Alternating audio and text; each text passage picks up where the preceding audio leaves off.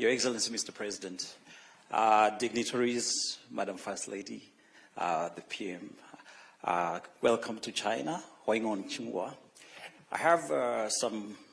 had a lot, but now we've condensed the time. I represent the professionals in China. My name is Brandy Karani.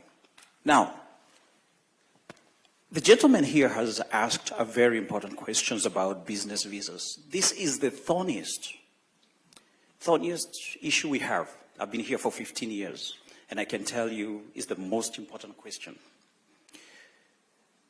To designate Kenyan workers coming to China, the biggest job here in China is teaching English. Kenyans here, they are very good teachers of English, and I'm a lecturer. I teach world history in an international high school. Kenyans can be able to teach English in this country. Not only one, not two, but in drones, 100,000. Just last year, we had 672 billion Kenyan shilling remittances from Kenyans in diaspora. Early this month, the DTWG team led by Dan Mokile, which I'm a member, met with the Prime Cabinet Secretary. They had a diaspora going on. Congratulations. PS Rosalind Jogu was there. She's done an incredible good job. She's assisted us a lot, and we are happy. First of all, let's congratulate the President. Mr. President is the first person to give us a diaspora department. We've waited for a very long time, from the Kibaki administration to Uhuru administration, and when you came into power, Mr. President, asante sana, you gave us the diaspora department. Now to the question. We would like Kenya to be designated as an English-speaking country. And why this is very important, because once you designate Kenya, even South Africans, they don't speak good English like we speak. Once you designate Kenya as an English-speaking country, in your bilateral talks with Xi Jinping, we can be able to get work permits to work in China. That's how it goes. Designation, and then number two, work permits. Once we get work permits, this one's going to have a lot of teachers in Kenya coming to work here. And you don't need to be a teacher to come and work in China. You can come and work in China. Then the business people, once the work permits are out, the business people can be able to have visa reciprocity. Because workers can be able to get working visas, even the business people can be able to get those 2 years visas. The students, I don't know if the student is here. Is there a student leader? The students who are in China cannot work in China.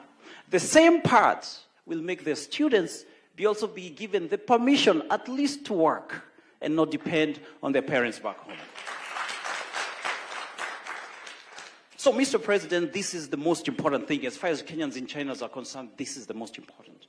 My question, with the same designation of diaspora department and the Prime Cabinet Secretary here, can you assist us, please, get that designation of English, then move forward and get those work permits so that we can bring Kenyans here.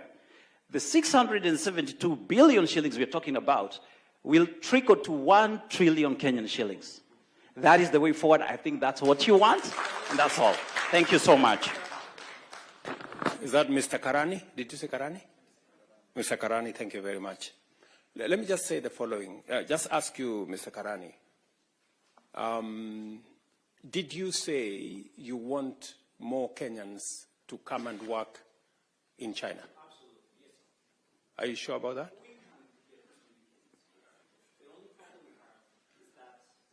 No, just answer my question. You asked me the question. Let me answer. Let me ask you. So, did you say you want more Kenyans to come and work in China? Very good. So, I hope you help me answer the many people in Kenya who tell me that I am exporting Kenyans. You know, I have a big problem with I have a big problem with people who are telling me that I should be creating jobs for people in Kenya, which I'm trying. But if there is opportunity elsewhere, I mean, is there anything wrong with Kenyans accessing opportunities elsewhere? I hope some people are listening to this so that the people in Kenya who are fighting me and telling me I'm exporting people, they should understand that we are in a world that is a global village. And we should explore opportunities everywhere. And I am very proud of the Kenyans who have taken up the opportunities that are available, that are available globally. And it is the reason why I set up the Diaspora State Department. So already it is in my radar, and CS for PCS and TS for Diaspora and Foreign Affairs, together with Roslyn Jogu, my PS for Diaspora, are seized with that matter. We have signed several bilateral labor agreements that provide the framework you're looking for. It is our intention to pursue the same bilateral labor agreement that will also provide for Kenya being designated as an English-speaking country. In any case, Kenyans speak the best English than in any other country in Africa. And that is the correct position. So you're spot on, and you have given me an assignment, and I intend to report back shortly. So, Bwana Musalia, kazi kwako, and your team. PS Korir here, Ambassador, and Isaiah Kabira here. You know what you need to do so that we can get more teachers teaching globally, because we have developed a global workforce. We have developed one of the finest human resource that can work anywhere in the world. And we should deploy it to the advantage of Kenya. And that is the reason why labor mobility is one of the programs that I actively pursue, because I know it gives opportunities to many Kenyans. Today, we have close to 300,000 trained teachers in Kenya. The choice is, should they find opportunities elsewhere in the world, or should they wait for opportunities in Kenya? I think whenever the opportunity arises, whether it is in Kenya or in a foreign country, they should take up that responsibility. Thank you very much. So I have some assignment from you. I know we are running short of time, but let me give another 2 people. Your Excellency. Yes, proceed, Madam. Your Excellency, I recognize you. I also recognize Mama Rachel, and I stand on existing protocol. I do not represent any constituency, Your Excellency, because I am the only United Nations employee in Kenya, in China, from Kenya. We have 27 United Nations agencies in Beijing. I'm the only Kenyan. I apologize for coming late. I send the greetings of Sid Chatterjee, the resident coordinator here, who I was representing at another meeting with the Undersecretary General for Humanitarian Affairs, Mr. Tom Fletcher, who also said is your friend. So I excused myself from that meeting. Absolutely. So 3 quick points, Your Excellency. We ask you a lot of questions, but let me give you feedback. This is my 2nd time in China.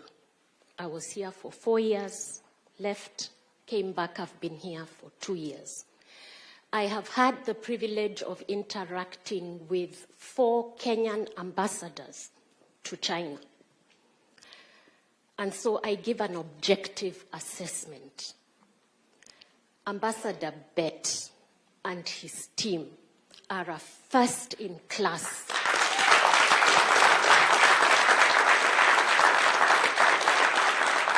It is an objective assessment. It is no criticism or judgment of previous leadership. He elevated excellence to a class or a level in Beijing that we have not seen. And really all credit to Ambassador Bett and the Kenya mission team. They make us proud. We carry our heads high with pride. I did indicate that I'm the only Kenyan in the United Nations system here. I am in discussion with your PS, Sing'oei. I am an international civil servant. There are things I cannot disclose in a public gathering of this nature. But I did want to draw to your attention that the last time we had a Kenyan at the level of Undersecretary General was Muhisa Kitui. I think we need to amend that. But let me come back to what the multilateral system does in China. While you are negotiating on the bilateral front, I would like you, Your Excellency, to know that there is a multilateral engagement between UN agencies in China and countries outside of China. So as a UN agency representative, and my colleagues do the same thing, we have a dual mandate. We engage on domestic issues in China, but it is my duty to ensure that the developing South benefits from China's vast South-South cooperation initiatives. And so, Your Excellency, we receive grant money. The UN system receives grant money from the Chinese government, from the Chinese public sector, to provide to countries primarily in Africa, because China prides itself with the friendship it has with African countries. I do want to ask Your Excellency, on those engagements, your ambassador does very, very well. What we need is reciprocal attention and fast action in Kenya when those initiatives come up. Because I have to inform you that sometimes we see an opportunity here, and remember, it is not only Kenya. Ghana is waiting. Ethiopia is around the corner. Rwanda is also keen. So we need to find a way to connect better around those initiatives that are available here for development in Africa. I want to thank His Excellency the Ambassador, because right now we have negotiated a partnership on the FOCAC, Africa Solar Belt, which is around renewable energy for essential services for children. This is coming to Kenya, but we can do much more. And I'm saying the pace is not as quick or as efficient as it could be. I thank you, Your Excellency.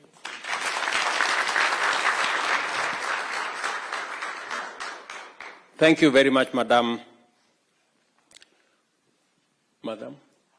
Ama. Madam Ama, thank you very much. It is very rare to get compliments from Kenyans.